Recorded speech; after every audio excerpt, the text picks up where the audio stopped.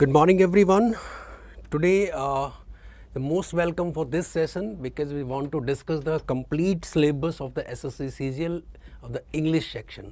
English के section में बेटा किस तरह के क्वेश्चन कहाँ से और उनके लिए हमने कहाँ पर फोकस करना है, उस सब के बारे में थोड़ा डिटेल डिस्क्रिप्शन आज हम डिस्कस करने वाले हैं. वो ध्यान से आप लोगों को देखना है. Actually the concept is very clear of the SSC CGL ना. तो कॉन्सेप्ट पे चलते हैं, पहले कंटेंट्स पे चलते हैं. एग्जाम ओरिएंटेड कंटेंट जो रहते हैं, एग्जाम ओरिएंटेड कंटेंट्स जहाँ से क्वेश्चन पूछे जाते हैं, हम पहले उनको लिखते हैं, उसके बाद वन बाय वन हम लोग डिस्कस करते हैं. SSC CGL में ज़्यादातर आपने देखा होगा कि जो इंग्लिश का सेक्शन होता है बेटा, उसके दो पार्ट, यानी इंग्लिश सेक्शन में फर्स्ट पार्ट जो रहता है उसमें 25 क्वेश्चन होते हैं. Clear, and given 50 marks, one question other 2 marks each, है ना. सेकेंड सेक्शन के अंदर कुछ 45 क्वेश्चन होते हैं and given 135 marks. Near about this the section two understand. लेकिन जो कंटेंट हैं, जो टॉपिक्स हैं, लगभग सेम होते हैं. उसमें नंबर ऑफ क्वेश्चन बढ़ जाते हैं, थोड़ा सा लेवल उसका बढ़ सकता है ना, ये हो सकता है. टॉपिक्स क्या हैं, कंटेंट्स क्या हैं. तो सबसे पहले होता है बेटा इसमें स्पॉटिंग एरर्स. क्या आता है? Spotting errors. एक एक को अच्छा डिटेल में बात करेंगे, थोड़ा समझिए. इसको आप स्पॉटिंग एरर्स कहिए या कॉमन एरर्स कहिए, एक ही बात है. Errors in sentences. अब ये एरर्स क्या, तो ग्रामेटिकल एरर्स की बात कर रहे हैं. किसकी बात कर रहे हैं बेटा? Grammatical errors. और ये जो ग्रामेटिकल एरर्स हैं, ये कहाँ से आपसे पूछे जाते हैं एग्जाम में, ये एक इम्पॉर्टेंट पार्ट है. कहाँ से पूछे जाते हैं, कैसे पूछे जाते हैं. ग्रामेटिकल एरर्स जब भी पूछे जाएंगे तो ये डिपेंड करेंगे बेटा आपके पार्ट्स ऑफ स्पीच पे. किस पर डिपेंड करेंगे? Parts of speech. Can you understand this? अब पार्ट्स ऑफ स्पीच क्या होता है, कुछ स्टूडेंट्स के लिए बहुत ही बेसिक नॉलेज अगर नहीं पता है तो बता देते हैं. पार्ट्स ऑफ स्पीच में कुछ टॉपिक्स आते हैं हमारे, जैसे कि नाउन आते हैं. क्लियर, प्रोनाउन होता है बेटा इसमें, वर्ब होता है, एडवर्ब होता है, एडजेक्टिव होता है. क्लियर. अब एडजेक्टिव अगर है तो इसके दोनों पार्ट्स, यानी कि आर्टिकल्स भी इसमें रहता है ना, डिटरमाइनर्स भी बेटा इसमें रहता है. ये कुछ टॉपिक्स हैं. इसके अलावा कंजक्शन होता है, इंटरजेक्शन होता है, ये सारे वर्ड्स. तो ये जो वो टॉपिक्स हैं जो हम ग्रामर में रीड आउट करते हैं, ग्रामर में थोड़ा सा इनके बारे में जानते हैं, पढ़ते हैं, तो इनके रिलेटेड आपको एरर्स पूछे जाते हैं. क्लियर, कि किस तरह का ग्रामेटिकल एरर जो है, और उसको स्पॉटिंग एरर्स कहते हैं. कंप्लीटली क्लियर हो गया कि कहाँ से पढ़ने से हमें स्पॉटिंग एरर्स का टॉपिक कंप्लीट होता है. लगभग पार्ट्स ऑफ स्पीच में तो ये लगभग वो 7 to 8 टॉपिक्स होते हैं. ठीक है. अब यहाँ पर एक और चीज़ आपको समझनी है. वो क्या समझनी है? That is a very important part. इसका जो सेकेंड पार्ट है उसको देखिए ज़रा. सेकेंड पार्ट आता है सिलेबस में, वो होता है बेटा फिलर्स. अब बहुत सारे स्टूडेंट्स को लगता है कि जो फिलर्स है वो भी डिपेंड ऑन ग्रामर से. बिल्कुल है, हम ग्रामर की बात तो करेंगे, लेकिन इसमें कुछ एक और तरीका भी है अलग से. वो क्या है ज़रा समझिए. दो पार्ट ग्रामर में. एक तो ये position of topic is very important.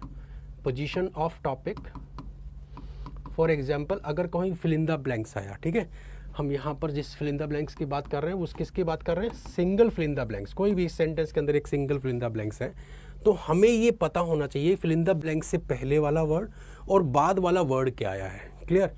Position find out करनी है, क्योंकि जब हम सेंटेंस में लिखते हैं ग्रामर के कंटेंट्स को, टॉपिक्स को, तो वहाँ पे हमें पोजीशन बहुत इंपॉर्टेंट रोल प्ले करती है. जैसे कि मान लीजिए कहीं पर आर्टिकल्स के बीच में ब्लैंक है और बाद में नाउन है, तो कंफर्म यहाँ पर एडजेक्टिव यूज होना है.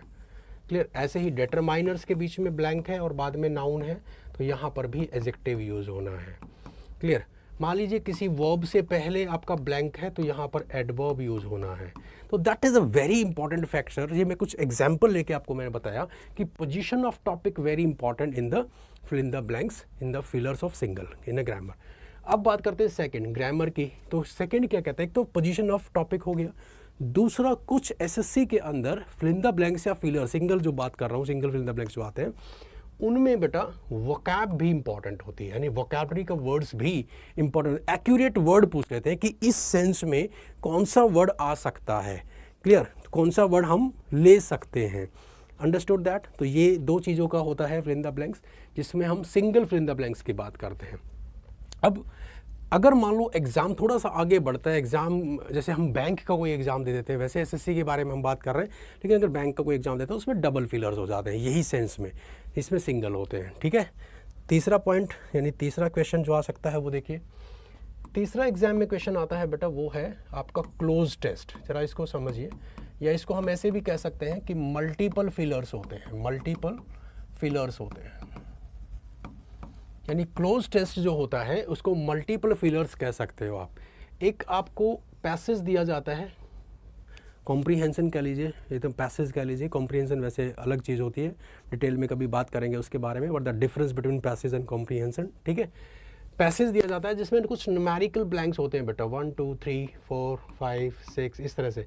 ठीक है, ये 5 मार्क्स का भी हो सकता है और ये 10 मार्क्स, डिपेंड, मैंने वही कहा था कि टीयर 1 में हो सकता है ये 5 मार्क्स का आ जाए, टीयर 2 में ये 10 मार्क्स का आ जाए, हो सकता है ऐसा। तो क्लोज टेस्ट का मतलब क्या, अब जो ये पैसेज है इसका जो एनालाइजिंग है, इसको जो एनालाइज करते हैं हम लोग, है ना, एनालाइजिंग जो करते हैं उस पर डिपेंड करता है कि पैसेज की सेंस क्या है, पैसेज को क्या बोला गया। जैसे कि मान लो एक, इसके लिए मैं एग्जांपल बता रहा हूँ, मान लो कहीं पर आपने सैलरी लिखा हुआ है पैसेज के अंदर, इसके पहले ब्लैंक लिखा है, अब ऑप्शन में आपको दे दिया गया है बिग सैलरी, हाई सैलरी, ठीक है, फिर दे दिया हैंडसम सैलरी।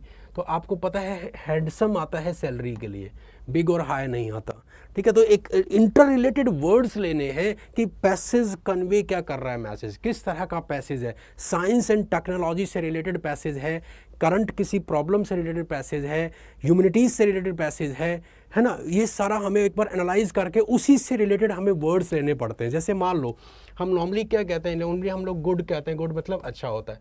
इकोनॉमिक्स की लैंग्वेज में जब हम इसको प्लूरल कर दें तो गुड्स जो है वो किसी सामान को, ट्रेडिंग फॉर द वर्ड, है ना, जो कम्युनिटी ऐसी होती है, सॉरी कम्युनिटी कहता हूँ, ये कमोडिटी जो ऐसी होती है उनको हम जो ट्रेडिंग के लिए यूज़ करते हैं, व्यापार के लिए यूज़ करते हैं, तो उसको हम गुड्स कह देते हैं। तो ये एक रिलेटेड कंसर्न है, वहाँ पर हम थिंग्स नहीं लिख सकते हैं ना, वहाँ पर अगर हम थिंग्स लिखेंगे इकोनॉमिक से रिलेटेड पैसेज में तो गलत हो जाएगा। यानी analysing should be very careful, है ना, should be done very careful. तो ये एक बहुत इंपॉर्टेंट पार्ट है जो आपको समझना है, यानी क्लोज टेस्ट वाला। ठीक है, तो एक क्वेश्चन ये आता है आपका। फोर्थ आपका है मोस्ट इंपॉर्टेंट, ये है जम्बल्ड सेंटेंसेस। जम्बल्ड, और जिसको हम सेंटेंस अरेंजमेंट बोलते हैं, सेंटेंस अरेंजमेंट बोलते हैं। इसके लिए ग्रामर के टॉपिक्स की अगर बात करें तो वो तो 4 ही होते हैं, यानी ग्रामर के टॉपिक होते हैं बेटा इसको कन्वे करने के लिए। एक नाउन होता है, एक प्रोनाउन होता है, एक प्रेपोजिशन होता है और एक कंजक्शन होता है। इन चारों से हम लोग इसको करते हैं। लेकिन sense of sentence is very important. Sense of sentence यानी रिलेशन ऑफ सेंटेंस हमें आना चाहिए। किसका रिलेशन किसके साथ, रिलेशन ऑफ सेंटेंस हमें आना चाहिए। जैसे मैं कुछ ऐसे समझाता हूँ आपको कुछ इस तरीके से समझना। ठीक है, क्या होता है, मान लो एक पैसेज है, एक सेंटेंस है, मान लो P है, ये Q है, R है, S है। ये सेंटेंस जो फर्स्ट वर्ड है ना, ये प्रोनाउन से स्टार्ट है, ये भी प्रोनाउन से स्टार्ट है, ये प्रेपोजिशन से स्टार्ट है, ध्यान देना बेटा कंटेंट पे, और ये नाउन से स्टार्ट। तो रूल क्या कहता है, रूल कहता है कि पहले नाउन को लेते हैं फिर प्रोनाउन को लेते हैं। लेकिन आपको ये भी समझना है कि नाउन और प्रोनाउन एक ऐसे टॉपिक है जो किसी भी सेंटेंस जो आप कंप्लीट सेंटेंस बनाएंगे या पूरा पैसेज जो बनाएंगे, उसका जो सब्जेक्ट होता है और उसका ऑब्जेक्ट होता है, उन दोनों पोजीशन पे नाउन या प्रोनाउन हो सकते हैं। तो जो आपका सेंटेंस स्टार्ट होने वाला है वो ज़्यादातर या तो नाउन से होगा या प्रोनाउन से होगा।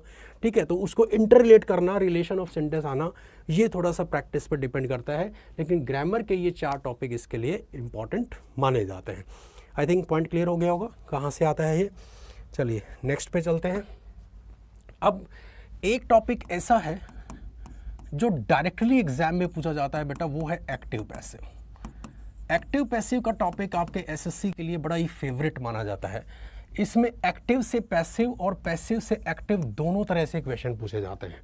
क्लियर, दोनों तरह से। अब ये क्या है, इसके लिए हमें क्या करना होता है, इसके लिए हमें बेटा एक तो वर्ब्स के टॉपिक को बड़े ध्यान से करना होता है, दूसरा टेंसेस के टॉपिक को ध्यान से करना होता है। ये 2 टॉपिक अगर हम ध्यान से कर लेते हैं, इस वर्ब में हमें हेल्पिंग वर्ब्स को भी पढ़ना होगा। ठीक है। अगर ये चीज़ हम ये फ्लो ये इंटर रिलेशन हम समझ लेते हैं कि किस हेल्पिंग वर्ब के साथ कौन सी वर्ब, कब डूअर कब रिसीवर, है ना, अगर ये समझ लेते हैं तो active to passive, passive to active करना हमारे लिए आसान हो जाता है। जैसे कि इन शॉर्ट ब्रीफ में समझाता हूँ मैं आपको। होता क्या है, एक्शन इज डन, ध्यान देना, एक्शन इज डन, अगर एक्शन हुआ है तो ये पैसिव होता है। एक्शन इज डन, एक्शन हुआ है, ध्यान देना, बाय हुम, किसके द्वारा हुआ है ना, जिसमें डूअर आ जाता है, यानी एक्शन के साथ साथ क्या आ जाता है, डूअर आ जाता है, तो ये एक्टिव हो जाता है। ये एक नॉर्मल सेंस है। जैसे मान लो मैं कहीं पर एक हिंदी में ही समझाता हूँ आपको, 2 पॉइंट्स समझिए। मान ले कहते हैं यह रोड हर साल बनाया जाता है ना, हर साल। अब इस रोड को बनाने वाले का नाम मैंने नहीं बताया, सरकार बनाती है, कोई व्यक्ति बनाता है, कोई व्यक्ति विशेष बनाता है, मैंने नहीं लिया, मैंने केवल एक्शन बताया कि यह रोड हर साल बनाया जाता है, तो दिस सेंटेंस इज पैसिव। सरकार इस रोड को बनाती है, दिस सेंटेंस इज एक्टिव। तो ये ध्यान देना है, केवल एक्शन पर फोकस किया जाए दैट इज कॉल्ड पैसिव, और डूअर प्लस एक्शन दोनों पर फोकस किया जाए दैट इज कॉल्ड एक्टिव। तो ये अभी के लिए थोड़ा सा ये समझ लीजिए। बाकी ये टॉपिक मोस्ट इंपॉर्टेंट और बड़ा आसान है बेटा, थोड़ा ध्यान से बस करने की ज़रूरत होती है। कंटेंट और सेंस को समझना होता है, वर्ब की, टेंसेस की और हेल्पिंग वर्ब्स की। ठीक है, चलिए थोड़ा आगे बढ़ते हैं। नेक्स्ट टॉपिक, नेक्स्ट आपका एक टॉपिक है जो हम लोग डिस्कस ज़रूर करेंगे, दैट शुड बी नरेशन। लेकिन ज़्यादातर नरेशन को माना जाता है कि ये आपके टीयर 2 एग्ज़ाम में पूछा जाता है, टीयर 1 में ये बहुत कम देखा जाता है। फिर भी हम लोगों को पता होना चाहिए, आना चाहिए। इसमें 2 तरह की सिचुएशन होती है, एक डायरेक्ट होती है, एक इनडायरेक्ट होती है। अब ये डायरेक्ट और इनडायरेक्ट क्या बोलते हैं, इनको हम स्पीच बोलते हैं, इनको हम स्टेटमेंट बोल सकते हैं, यानी कि स्टेटमेंट भी होती हैं। तो that is very very important to understand कि नरेशन क्या है, नरेट करना क्या है, डायलॉग्स फॉर्म में उसको लिखना क्या है। तो ये सब इसमें हमें पढ़ना है, और ये हमें पता ही है, इसमें बहुत सारे कुछ टेबल है, रूल हैं, वो हम लोगों को डिटेल में इस टॉपिक को जब करेंगे तो पूछा ही जाएगा उसके अंदर। इसके अलावा एक और टॉपिक है दैट इज़ वेरी इंपॉर्टेंट, जो एग्ज़ाम के लिए बहुत इंपॉर्टेंट है, वो है बेटा वन वर्ड सब्स्टिट्यूशन। अब थोड़ा नॉन ग्रामेटिकल पार्ट पे आ जाते हैं। वन वर्ड सब्स्टिट्यूशंस भी एग्ज़ाम में पूछा जाता है, ठीक है। इसको क्या कहते हैं, अनेक शब्दों का एक शब्द। यहाँ से नॉन ग्रामेटिकल पार्ट आपका स्टार्ट होता है। यानी वन वर्ड सब्स्टिट्यूशन का मतलब है कि आप इसमें अनेक शब्दों का एक शब्द लेंगे। अब जो अनेक शब्दों का एक शब्द लिया जाएगा, जैसे हम बोलते हैं ना स्टडी ऑफ ह्यूमन बीइंग, तो हम उसको क्या बोलते हैं, बायोलॉजी बोलते हैं, ठीक। तो ये जो वर्ड्स आते हैं, तो ये जो वन वर्ड यहाँ जो आता है, वन वर्ड जो आता है, वहाँ से उन वर्ड की स्पेलिंग्स भी पूछी जाती हैं। यानी स्पेलिंग टेस्ट भी यहीं से लगभग होता है, बहुत बार पूछा जाता है वन वर्ड के इस वर्ड को स्पेलिंग टेस्ट में। तो स्पेलिंग टेस्ट करते वक्त इन वर्ड्स को विद स्पेलिंग्स आपको याद करना है, विद स्पेलिंग आपको याद रखना है, ठीक है। चलिए, एक नॉन ग्रामेटिकल पार्ट आता है इसका, वो होता है बेटा ईडियम्स एंड फ्रेजेस, दोनों आते हैं। तो फ्रेजेस भी रहता है और ईडियम्स भी रहता है। ईडियम्स हमने आज अगर हम देखें तो बहुत ही कॉमन सेंस में ईडियम्स मुहावरे होते हैं, वे just making some words some points, है ना। तो फ्रेजेस होते हैं, ईडियम्स होते हैं, उन सबको लोकोक्तियाँ होती हैं। प्रूवर्ब्स हम लोग इसमें ले सकते हैं, तो प्रूवर्ब्स भी कई बार पूछ लेते हैं, प्रूवर्ब्स फ्रेजेस की फॉर्म में पूछ लेते हैं। तो इनको कुछ ट्रिक्स भी मैं आपको डिस्कस करूंगा कि कैसे उनको लंबे टाइम तक हम लोग याद रख सकते हैं, ठीक है। नेक्स्ट है आपका एक, ये भी आजकल एग्जाम में आने लगा है, वो है कन्फ्यूजिंग वर्ड्स। कन्फ्यूजिंग वर्ड्स का मतलब होता है लगभग एक जैसे दिखने वाले, एक जैसे बोले जाने वाले स्पेल वाले वर्ड्स को थोड़ा कन्फ्यूज़ करके पूछा जाता है। दैट इज़ वेरी इंपॉर्टेंट कि वहाँ पर हम उसका एक्यूरेट मीनिंग जानते हैं कि नहीं जानते हैं। जैसे कि मान लो हमने बियर एंड बियर ले लिया है, ठीक है, तो होमोफोन है, ये सब है, तो ये हम समझते हैं, यानी कि इस बियर को ले सकते हैं BEER। तो ये एक सेंस है, थोड़ा कन्फ्यूजिंग वर्ड है जिनके meanings should be different but the senses and pronunciation should be equal. तो यहाँ पे भी कुछ क्वेश्चंस राइज होते हैं। एक तो ये 9 टॉपिक। अब एक टॉपिक और भी है जो बहुत कॉमन माना जाता है एग्जाम के अंदर, वो टॉपिक क्या है, वो है बेटा कॉम्प्रीहेंशन। अब कॉम्प्रीहेंशन से रिलेटेड जो क्वेश्चन हैं वो क्या होते हैं, टीयर 1 में भी और टीयर 2 में भी, दोनों में ही कॉम्प्रीहेंशन को पूछा जा सकता है। अब टीयर 1 में और टीयर 2 में कैसे, अब ज़रा उसको समझना। 5 मार्क्स का एंड 7, 8 या 10 मार्क्स का अगर हम देखें तो टीयर 2 में, ये टीयर 1 में और ये टीयर 2 में पूछ सकते हैं अब कॉम्प्रीहेंशन को सॉल्व करने का तरीका क्या है? देखिए, कॉम्प्रीहेंशन 2 फॉर्मेट में लिखा जाता है, ध्यान से देखना बेटा, एक्टिव फॉर्मेट में या पैसिव फॉर्मेट। एक तो टेंसेस का या वॉइस का, है ना, सॉरी, टेंसेस या वॉइस का बड़ा ध्यान रखना। वॉइस मतलब वही एक्टिव वॉइस, पैसिव वॉइस, ध्यान रखना है कॉम्प्रीहेंशन में कि किस फॉर्मेट में लिखा गया। दूसरा, जो क्वेश्चंस आते हैं आपके इसके नीचे, वो जो क्वेश्चंस होते हैं कुछ टाइटल से रिलेटेड होते हैं, कुछ एनालाइजिंग से होते हैं, है ना, कुछ आपके मीनिंग्स के और थॉट्स के क्वेश्चन होते हैं, मीनिंग्स या थॉट्स कह सकते हैं, उससे रिलेटेड क्वेश्चन होते हैं, कुछ आपके वोकैब से रिलेटेड भी क्वेश्चन होते हैं।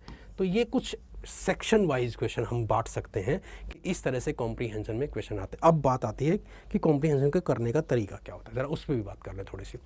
कॉम्प्रीहेंशन मतलब ये है बेटा कि ये आपका एक हैबिचुअल टॉपिक है।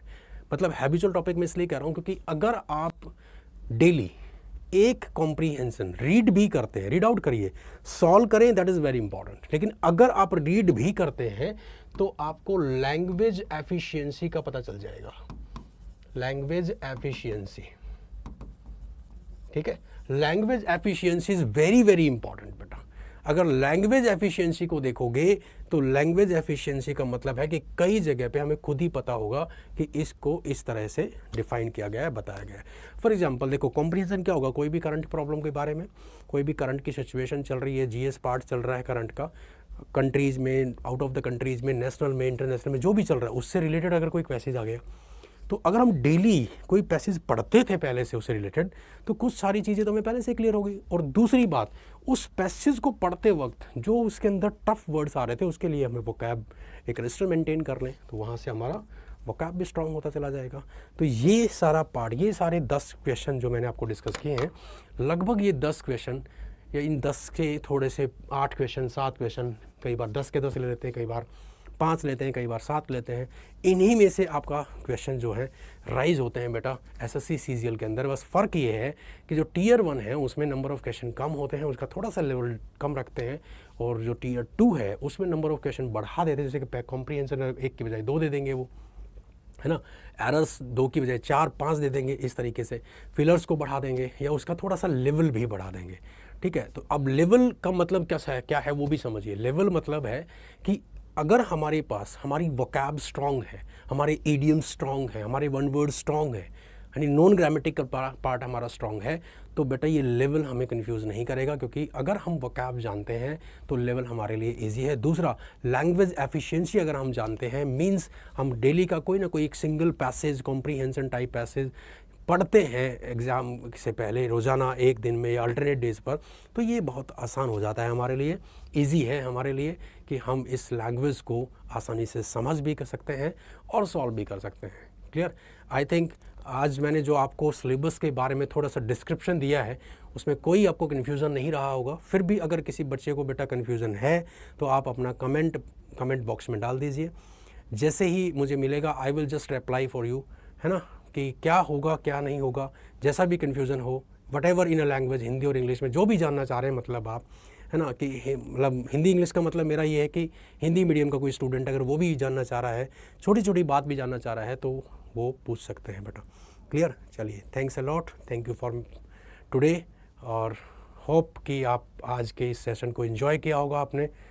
Thank you very much, thank you.